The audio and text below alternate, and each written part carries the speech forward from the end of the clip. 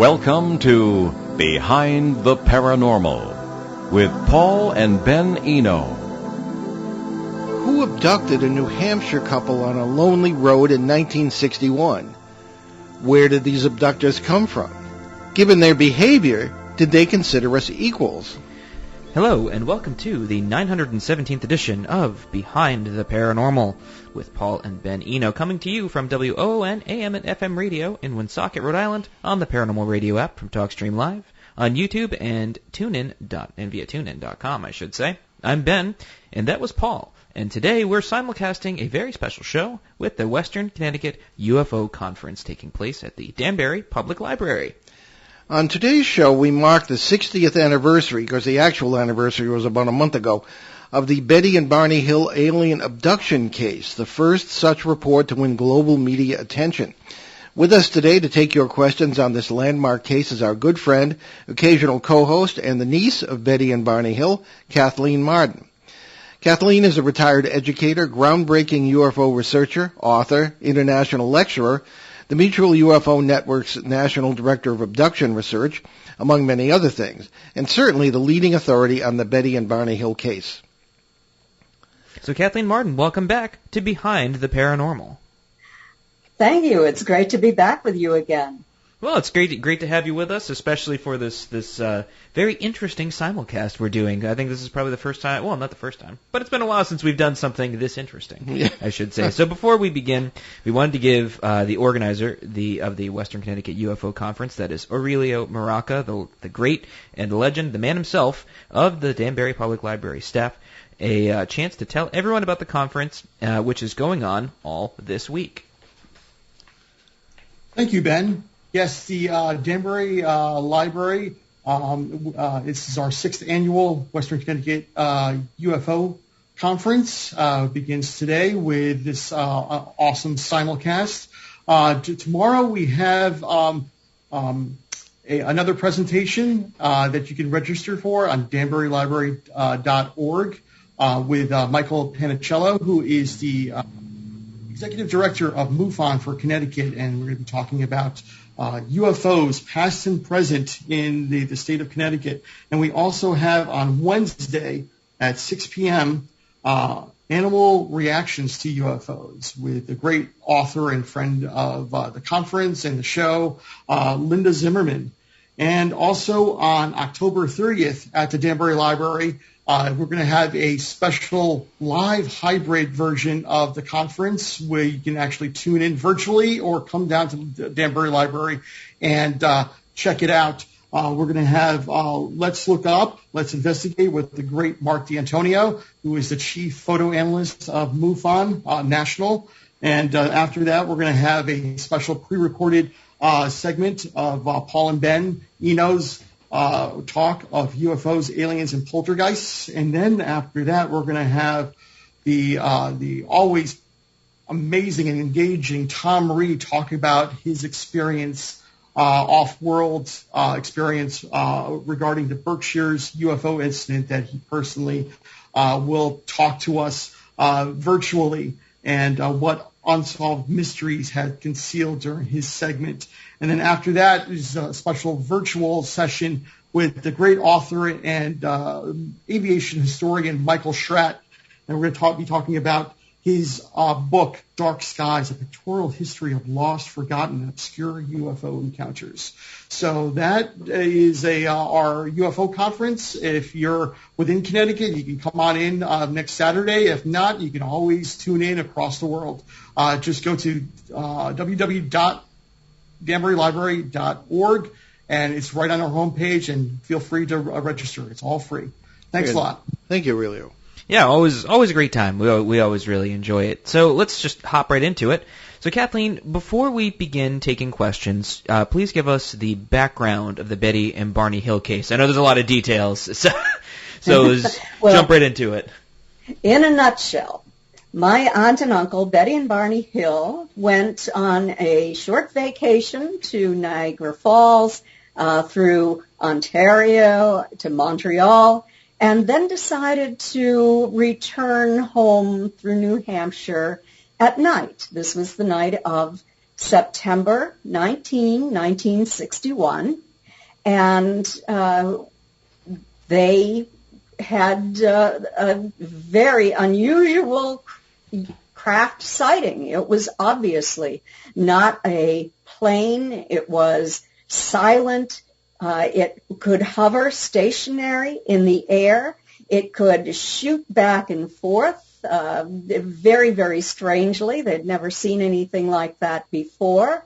It appeared to be rotating, and it came in closer and closer. And finally, when they were in Lincoln, New Hampshire, on Route 3, which was the major highway in that time frame, Route 93 had not been constructed that far north, the craft shot ahead and stopped over the highway. In fact, Barney had to stop the car in the middle of the road so that he would not drive under that craft. And today we know from so many cases that cars were picked up by the craft, and they were taken into the craft when they attempted to drive under. So Barney stopped the car in the middle of the road, got out, and he was looking up at this thing. He was a confirmed skeptic. He did not believe that these things could possibly be real, but he was seeing it with his own eyes. And he stepped away from the car, and when he did, that craft that had been hovering about 200 feet in the air moved to an adjacent field to the east and descended to within 100 feet of him. He followed it. He stood at the edge of that farmer's field with apple trees and a farm stand and looked up at it. And this is in the original documents. This was conscious recall. He never forgot this. He saw figures dressed in black, shiny uniforms looking down at him. And these figures were somehow not human. Suddenly, all but one, who remained at the window, turned around and walked to what appeared to be some kind of panel. Barney could now see them from the tops of their heads down to their knees. Their arms went up, and when this happened, little red lights slid out on fin-like structures, and something started to drop down out of the bottom of the craft. We know today that that is a sort of tractor beam, and when that hits you, you're absorbed into it. But back then, Barney just became terrified, so terrified that he said that he thought he was going to be captured like a bug in a net. He pulled the binoculars down away from his eyes so forcefully that he broke the leather strap. And he went screaming back to the car to Betty that they had to get out of there or they were going to be captured. He had left the car running. He went speeding down Route 3 to try to get away from this craft that he saw moving in his direction as he was getting into the car. Within moments, he and Betty heard a series of code-like buzzing sounds. Striking the trunk of the vehicle, the car vibrated, and they felt sort of an electrical tingling sensation pass through their bodies. The next thing they knew, they were 35 miles down the highway. They had very little memory of what had happened in the interim. They recalled a strange roadblock. They didn't know where or when it occurred, a fiery orb that appeared to be sitting on the ground, and finding themselves on a dirt road with tall trees all around. In fact, they started going back and making trips through that part of New Hampshire looking for that dirt road, looking for that place that they remembered being in. But those memories were vague. And so they drove on home, and when they arrived, they found physical evidence that they simply could not explain. And this bothered Barney terribly. He just wanted to forget about anything.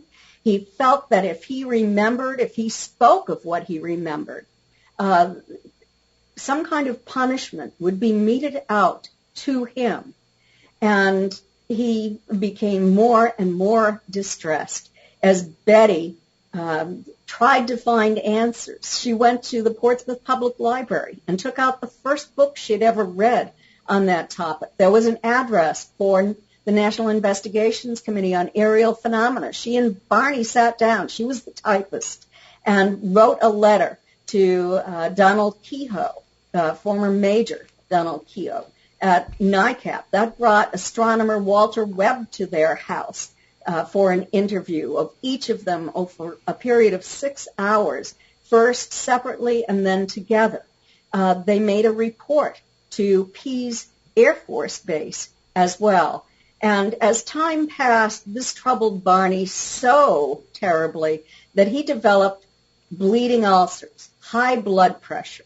What we think of today is post-traumatic stress, and he ended up in the hospital with these life-threatening bleeding ulcers. And this is why he was referred to Dr. Benjamin Simon, a renowned psychiatrist who worked with veterans during World War II to alleviate the symptoms that they were having that were psychogenically induced because of the trauma they faced during the war. He was highly successful at this. He specialized in this, and this is why Barney was referred to him. Betty went with Barney and wanted to be hypnotized too. So Dr. Simon hypnotized the two of them separately over a period of months and reinstated amnesia at the end of each session. So that gave me a really good basis to do a comparative analysis of their statements. So I'm in a nutshell. Okay, well, thank you so much. Right now, really, let's. If you have any questions in the chat, we can start with that, and we have a lot of questions from listeners, but we'll give the chat priority. Anyone have any questions? Just please type it in the chat. Yeah, if not, we can get going with the ones we have here. Certainly. Okay. All right. I think it's only appropriate to start with one of our renowned guest co-hosts, Peter from Bogota, Colombia. Yeah, yes, okay. There you go. Lovely. Alrighty. So Peter, as always, has many questions, and the first one is, during hypnosis, Barney Hill describes a figure he sees with binoculars inside the UFO. The evil face looks like a German Nazi. Black scarf around his neck, dangling over his left shoulder, wearing a black uniform. Just prior, he describes another figure as a red-headed Irishman. Since Barney makes a World War II connection, perhaps it would be relevant to see if there could be some prior trauma or overlay involved. What did Barney experience exactly during World War II? Well, let me tell you first that Dr. Simon was a psychoanalyst. So he was doing psychoanalytic hypnosis with Barney and to help him to work through this trauma. And in that, he told Barney that he wanted to hear about anything in Barney's past that caused the same amount of trauma that Barney was experiencing all the way through this. So there was always this story from the past in Barney's life. And this is why I believe that Barney was talking about a red-headed Irishman, because he believed that the Irish were hostile. He knew the Irish were hostile toward people of color. Barney had worked at the South Boston Postal Annex and was not treated well by the Irish when he was there. So, and also this Nazi. Well, during World War II, Barney was a truck driver. He was a sharpshooter, and Barney was injured when there was an explosion and shrapnel went into his body. He had scars on his chest. He lost his teeth because of this explosion. So His record does not say that he was overseas during the war, but I've since found out that that happened to a lot of black soldiers who served in the war. And I have letters that exchanged between Barney and veterans of foreign wars as well. So I'm beginning to think that he probably was in Europe. Okay, Aurelia, we have some chat questions, I understand? We have some questions in the chat. Okay, well, why don't we sort that out and we'll take another question from Peter here. Oh, sorry, I don't know if you heard me, but I'm sorry to interrupt. But we do have a question. After the event occurred, were Betty and Barney visited by government agents, like Men in Black or any other agent? Immediately after the event occurred and they made their report to Pease Air Force Base, Barney developed a best friend. And that best friend was a CIA operative who had supposedly retired from the Air Force, from Pease, but I have since learned that they never really retire. So, that person was involved in Barney's life. They used to go to the gym and the base and play whatever, I don't know, paddleboard or something like that together. And there were entries into Betty's and Barney's house, and weird things were done. Betty and Barney never reported this. It wasn't made public. It was only made public by me. I observed some of this because Barney died in February of 1969, and because of all of the problems that Betty was having, being followed, being harassed, having the phone tapped, I moved in with her, and I was in her basement apartment. I was a college student at the University of New Hampshire and drove Barney's car to college days. Well, one day I was down in my apartment. There we had an intercom between our apartments, and I heard what I thought was Betty coming in. And I went upstairs. We always kept the doors unlocked between our apartments. And so I went up and called for her. She wasn't there. And I thought, oh, she must have just stopped in to pick something up, and she's left. And so I went back down to study again, and then I heard bang, and I heard running, and I went tearing up the stairs to see what was going on. And the closet door was open. There was a baseball bat lying on the floor. That was one bang.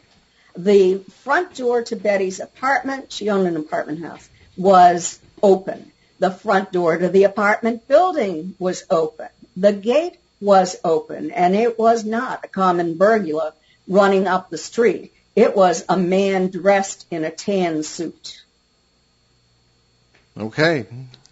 We have another chat question, Relo?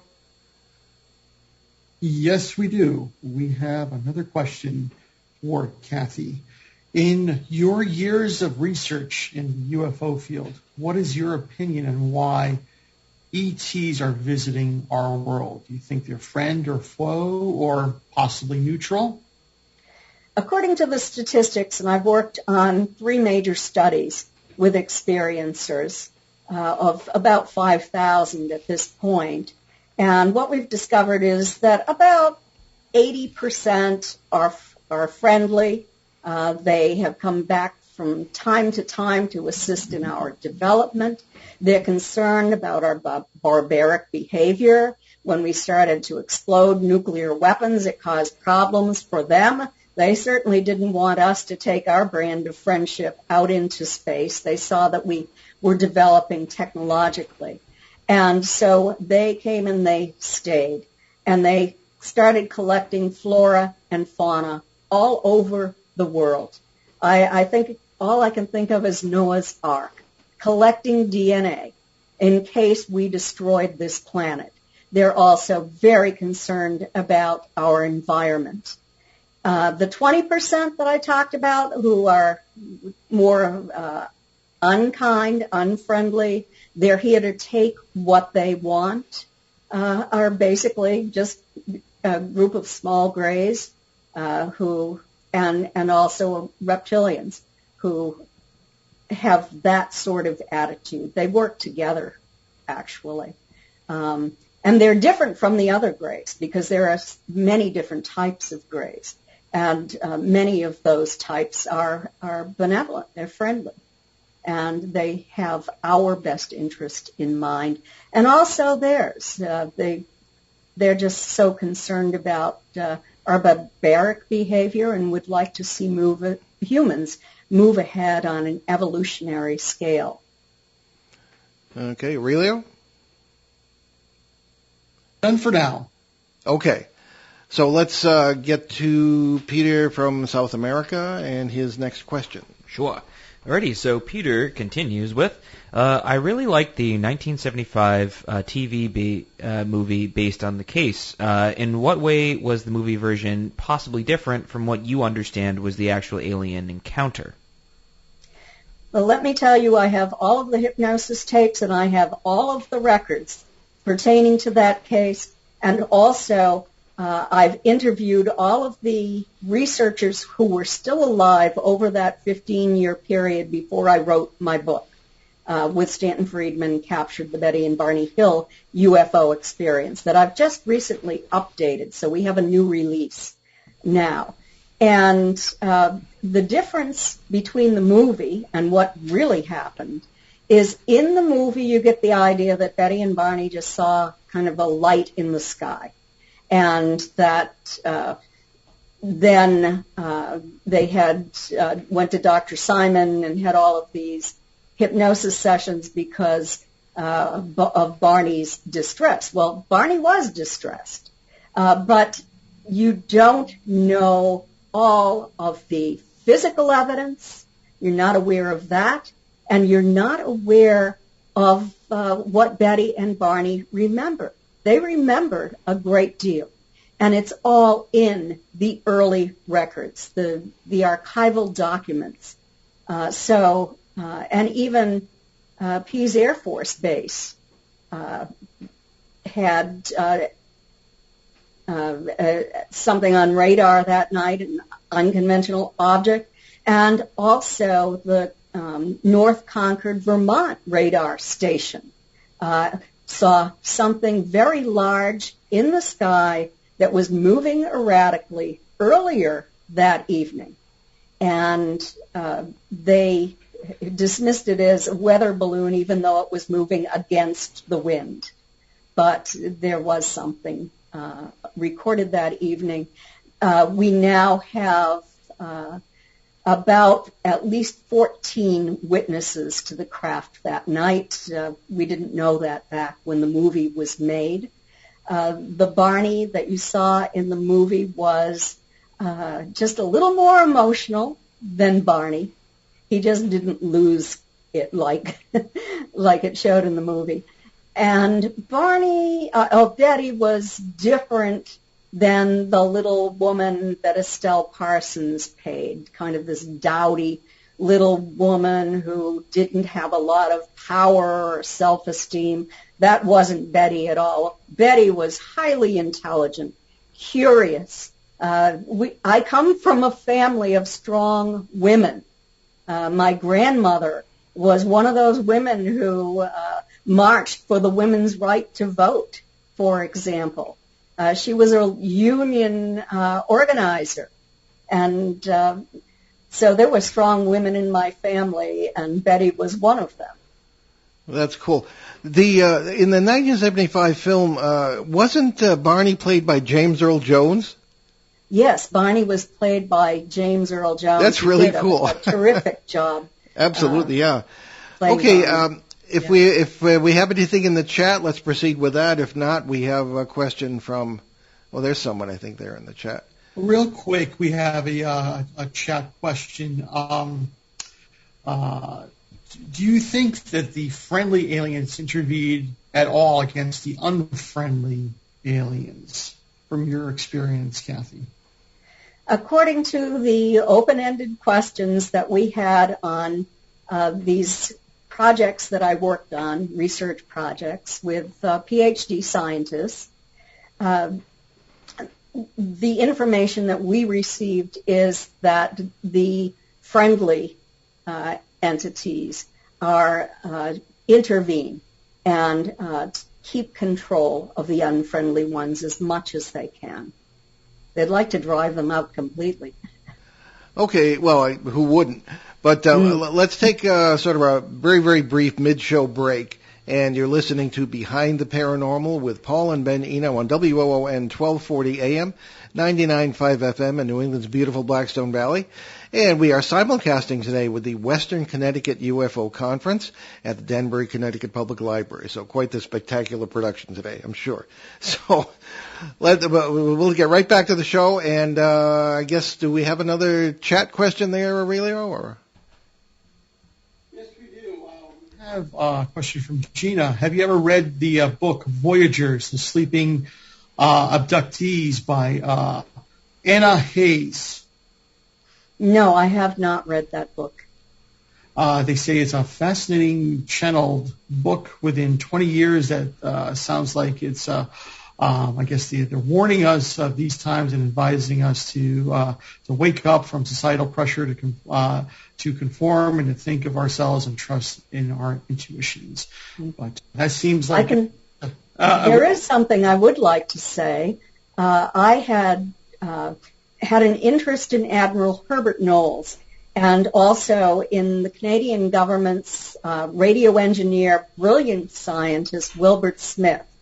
And he was also the Canadian government's UFO guide. And they did a study on a woman back in 1954 who was channeling these entities. And they were attempting to prove this or disprove it scientifically. And so the entities, these non-human entities, were telling them, and also this information went to Dwight Eisenhower. They wanted to meet with him. It was delivered by Margaret Chase Smith, the senator from Maine. I have the correspondence files between these men. They have, as far as I know, they're not in an archival collection anywhere. Their Admiral Knowles' granddaughter carried them to me and handed them to me and gave me permission to talk about this. And in fact, she wanted me to. That these non-humans were here to assist our planet if this is what our leaders would permit them to do. They said that they would share technology, but they would not do this to the benefit of any nation over another nation. They talked about our use of nuclear weapons and how it tore into the fabric of time and space and caused damage to other dimensions. And that was a big concern of theirs. They said that their words were that our nuclear weapons were causing the collapsing of the magnetic fault lines, and we had a major problem around Japan, and that they were attempting to help our planet by reconstructing those fault lines. And in fact, Wilbert Smith was able to find scientific evidence that they were being reconstructed. So some good news, actually. They talked about coming times, times coming that were sort of of biblical proportion, and that they were here to assist if we wanted that assistance. But it wouldn't be the end of the earth, but there would be major changes taking place. Kathy, with that, taking a moment here, tell us about your books and where people can find out more, your website, etc. Okay. Because you've written a lot about what you just said. Yes. First, I was captured, the Betty and Barney Hill UFO experience. Then Science Was Wrong with Stanton Friedman. After that, I wrote The Alien Abduction Files with Denise Stoner on 6 cases of alien abduction that I had personally investigated. I had done the hypnosis on some of those as well. And then the next book was with Stanton again, Fact, Fiction, and Flying Saucers, the history of government involvement in the investigation of UFOs, the major studies, the results, the decision to cover up those results, and what these disinformants did to every major evidence case in that time frame through history. And then my latest book is, before the second edition of Captured, is Extraterrestrial Contact, What to Do When You've Been Abducted. So, and I think I wrote a little bit in that book about Admiral Knowles and Wilbert Smith as well. You did. I've just been rereading it. Yes. Yeah. So I'm working on another book as we speak, so I'm hoping that will be published relatively soon. Very good. Okay, back to our questions. Something else in the chat there, Aurelio? Just a question as about channeling information from non-human entities is concerned. How do you know if they're telling the truth, or can they be believed at face value? For the record, I didn't ask that. I always do, but someone else asked it this time. That is a very, very good question, and I had the opportunity to do an experiment with a man who had long-term contact with entities that called themselves the Council of Eight, but he had never channeled them. Certain members... I think Dave might be upset by skipping... Took him to craft. And sometimes they would just materialize in front of him from the time he was a little boy. This man had a background as a police officer. His wife was a researcher at a university. And so I always had to ask, is this person delusional? Is this person hoaxing this because they are looking for attention in order to profit off this? We established a team, an investigative team. We took our instruments, and we were permitted to ask questions and to observe and measure. What we discovered over a period of 2 years, actually, we met once a month, was that when the fifth dimensional entities entered the room, even though we couldn't see them, the temperature in the area of the room where they were standing increased by 5 degrees. When the ninth dimensional entities entered the room, the temperature increased by 7.5 to 8 degrees. And we felt with both of them a very strong electrical tingling sensation through our own bodies. So it was a very, very interesting experiment, particularly since we could ask questions. And all of that is going to be in my new book. Very good. Okay, Aurelio? Do we have another question? No, you can have one of your audience members. Okay, all right. Ben's doing the producer thing, so we have one from Thomas in Somerset, England. And Thomas writes, on the show I have often heard Paul and Ben and sometimes guests question whether aliens would treat us as equals or nearly so. Betty's report that an alien showed her a star chart would indicate not only that these beings indeed came from space, but that they considered us to be a lot more than dumb animals. Would Kathleen Marden comment on this point? Well, it depends upon the individual, I think, that they're interacting with. Betty was a social worker. She was a very kind and caring person. She and Barney both worked in the civil rights movement. They set up the Rockingham County Community Action Program with funds from the Office of Economic Opportunity. This wasn't before 1961 they did that. It was after. But what I'm saying is that they were both highly intelligent individuals. Barney's IQ was 140, and very, very kind, and they were treated well. In fact, Dr. Simon asked Barney, "Do you feel that you've been kidnapped?" And Barney said, "No, because when I think of being kidnapped, I think that someone was harmed, and I wasn't harmed."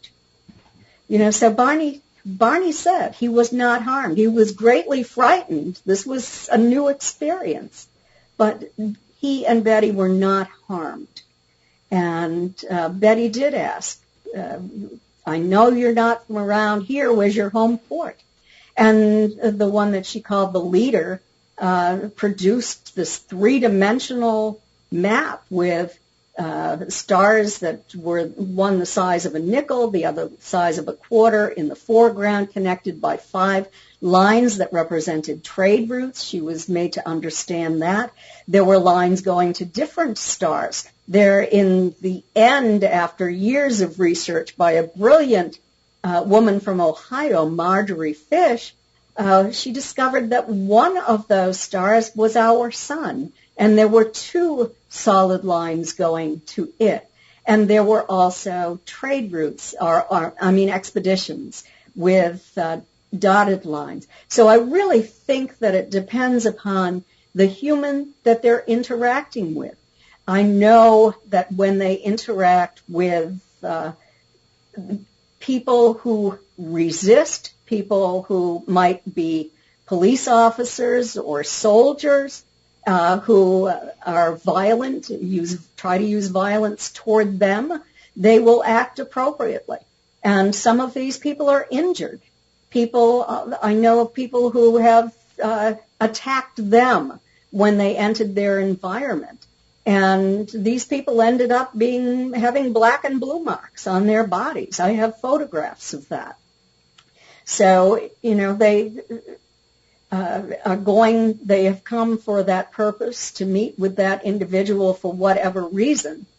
And they generally do it, unless that person says, "I'm done with this. I'm ending this contract. I don't want to see you again." Okay. All right. Aurelio, if you have nothing further yet, we have a second question from Thomas in England. Yeah. Sure thing. So the question is, second question, how does the Hill case compare with other abduction cases Kathleen has investigated in subsequent years? Kinds of aliens, kinds of craft, the agenda that could be behind them, anything to that effect? The Hill case is very much like the early abduction experiences, that there were these 2 groups of grays, the ones who were taller, who looked a little more humanoid, or human-like, I should say, not just humanoid, and were intelligent, who communicated telepathically, and did the work of communicating with the humans, with being physicians, that sort of thing. And then there was a smaller crew who were the guards, and they were the ones who take the human. And that's still going on. Not as much today. It's changed. But back then, so many people were taken by these 2 groups of grays. And then before we knew it, there were groups of grays working with insectoid types, mantis types. And then next thing we know, we hear about reptilians coming along. But there also, through all of this, were those who resembled humans, who were kind and benevolent and would behave differently to the humans that they were interacting with. That's still going on today. According to our studies, the most prevalent group are the Greys, and there are many races of Greys. And then second are the human types who have larger eyes, who can speak telepathically, and who some of them say that they lived on this planet a very long time ago, and there was an environmental collapse, and they had the technology to move on, and did. So very fascinating. It has progressed now where fewer people are being taken to craft. There's no reason, nothing physical going on unless it's a healing that they're doing. Many people are being healed, particularly those who have been part of this program, being in contact with these non-humans from the time they were young, many from the time they were children. And as they age, something occurs, they're having a health problem, and if they ask to be healed, they are healed. Many, many cases, hundreds of cases of this taking place. People who are experiencers now might visit these non-humans out of body. They might have the non-human come into their environment. Since this non-human is vibrating at a higher frequency, they can't see them, but they can feel that presence with the strong tingling sensation and communicate telepathically or have downloads of information. Okay, Aurelia, we have some more chat questions? Yes, we do. Kathy, in your research, if people just say no to being abducted in their experiences throughout their lives, will their wish be respected by the entities, or can they be left alone afterwards, in your experience? It depends upon the type of entity. I've talked to many experiencers who have asked not to be taken. Again, they want to end that contract, and it's been respected. And others who just want a reprieve, and they've been given a reprieve for up to 5 years without contact. But then there are other types who just don't care whether you want to be taken or not. They're going to come and take you. So it depends upon the attitude. I mean, and I said these 20% really don't care. They're here to take what they want. But the majority are kinder. And in my book, Extraterrestrial Contact, What to Do When You've Been Abducted, I wrote an entire chapter with suggestions on what to do if you want your contact experiences to end. Okay. Aurelio? Yes, and also there's been some speculation that the Greys are actually some sort of AI robot, some sort of genetically engineered being. Have you done any research or seen any research regarding this? I've done research on that as well. And what I have found is that most people believe that the small ones, those who are about 3.5 feet tall, could be robotic or bio-robotic. Those are the ones who are the guards, who just stand against the wall. They don't move unless they're instructed to do so. When it comes to the taller ones, who might be 4.5 to 5.5 feet tall, they seem to have consciousness. They age. These experiencers see their aging process over many, many years. So they are biological. Okay. Aurelio, we have some more? Yes. We mostly think of these aliens as traveling to us in space. Could they be time travelers instead? Well, maybe all of these things are happening. We know that people have reported time travelers. They've been told these are time travelers. And, also dimensions. Are they from other dimensions not too far away? Or are they from another dimension but traveling through space as well? So there are all sorts of possibilities, and theoretical physicists who are working on this and developing hypotheses now. Okay. Next. Okay. Do we have anything further from the chat room, Aurelio? Oh, sorry, I didn't hit the mute button. What's your opinion, Kathy, of reports of alien-human hybrids? And do you think that aliens are living among us? I do believe that some aliens are living among us. I do not believe that they are here to supplant us. I think that it is just a matter of this upgrade to humans so that we will survive, so that this planet and all life on this planet will survive. And so, yes, I'm aware of children who are being born to human parents who have very special characteristics. These kids, we think of them as indigo children, are highly intelligent, highly evolved. They might be clairvoyant, clairaudient. They can speak in light language. They can heal. Just amazing characteristics. And the Australian researcher, Miri Rodwell, has worked with a lot of these, and also our own Barbara Lamb, who has worked with experiencers for many, many years. She's a family therapist. She's used hypnosis and has worked with many families and children as well. Okay, we're going to try to work. We're coming up toward the last few minutes of the show, but we're going to try to work in as many questions as we can and cut our announcements to a minimum. So why don't we take one from one of our listeners here, Terry from Woonsocket, Rhode Island, where we broadcast from. So. Indeed, and Terry writes to us, can Kathleen talk more about her personal experiences during and after the case? How old was she? What did she hear personally from Betty and Barney? And how did it affect her future? I knew immediately what had happened because I was 13 years old.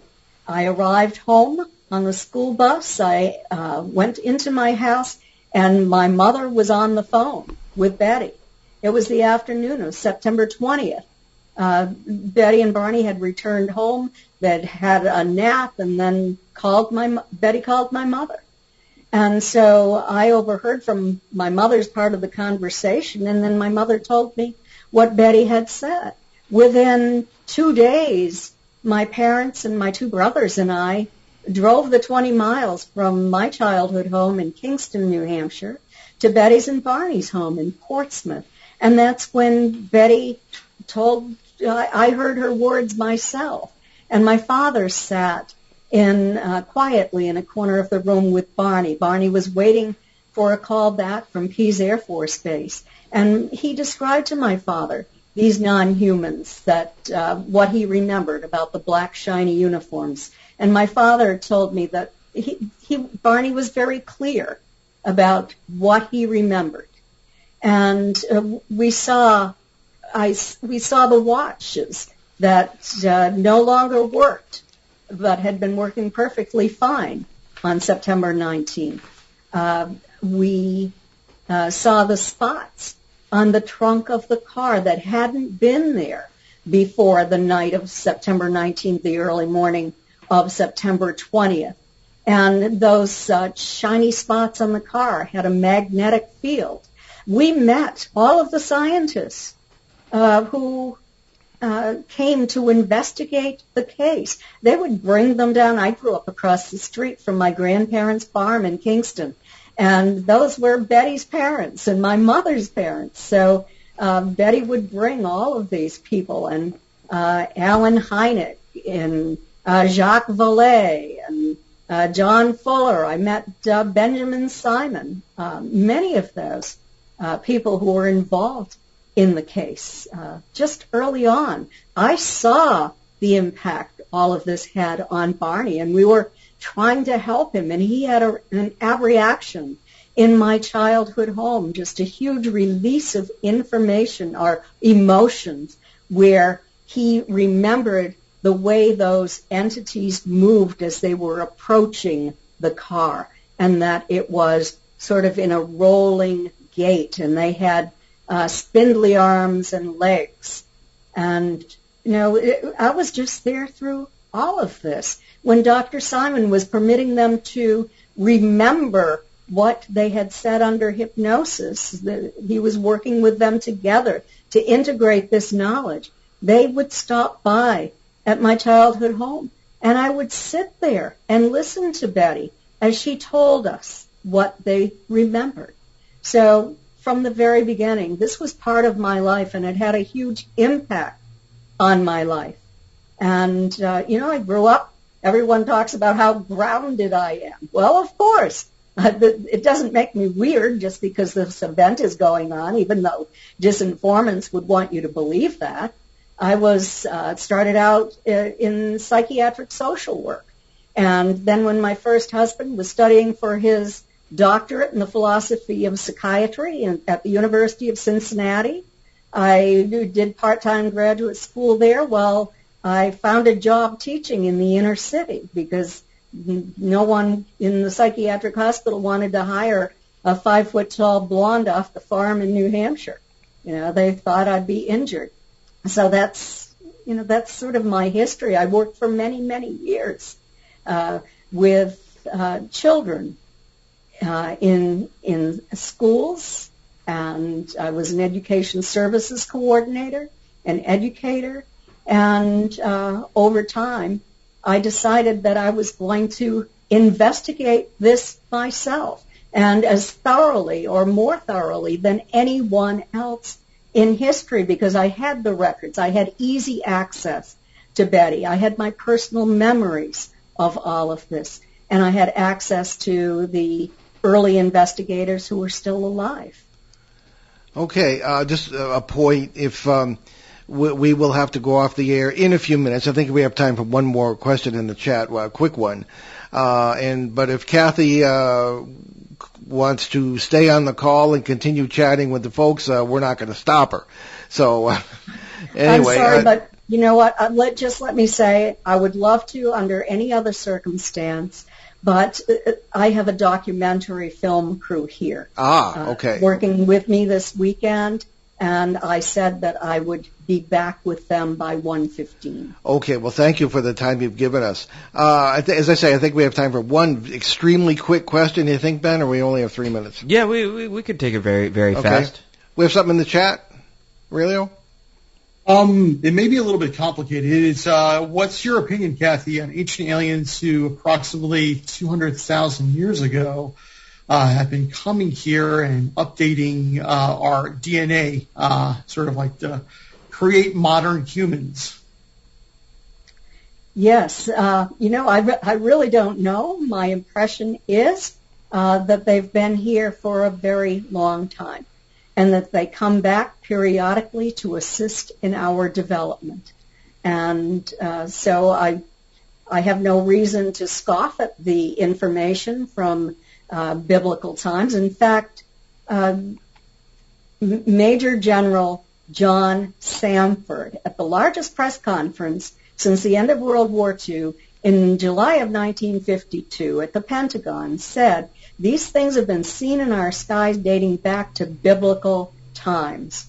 And he talked about how we could only identify those as phenomena, that they come back over the centuries, etc. So, it appears they've been coming for a very long time. Okay, well, that's about all the time we have for our broadcast. So what do we have next week, Ben? Well, next week we're going to put on our costumes, grab our full bars of candy, because it's full bars only, everybody. We're going to sit in the pumpkin patch, wait for the Great Pumpkin on October 31st, which is, of course, Halloween. We'll welcome back our good friend and partner in paranormal crime, Alexander Petikoff, who will share some of his wild adventures he's had while filming the Beyond the Trail of series. Okay, now all that could change, so stay tuned. Well, at least to the website, behindtheparanormal.com. We leave you today with a pithy thought from none other than our own H.P. Lovecraft. Life is indeed comic, but the joke is on mankind. Well, we have a few more seconds if you want to. Well, I blew that one, didn't I? Well, you did so well in making everything so streamlined for the end of this. We certainly want to thank Kathleen Marden for her wonderful appearance today, and also Relio Maraca from the Danbury Public Library. And we encourage everybody to keep up with the rest of the week with the Western Connecticut UFO Conference. So I think that's going to be it's a tremendous event. It keeps growing, and let's keep going. So I'm Paul Eno. And I'm Ben Eno. And thanks for joining us on our great cosmic journey. And we shall see you next time on Behind the Paranormal. Return to this radio frequency 167 hours from now for another edition of Behind the Paranormal with Paul and Ben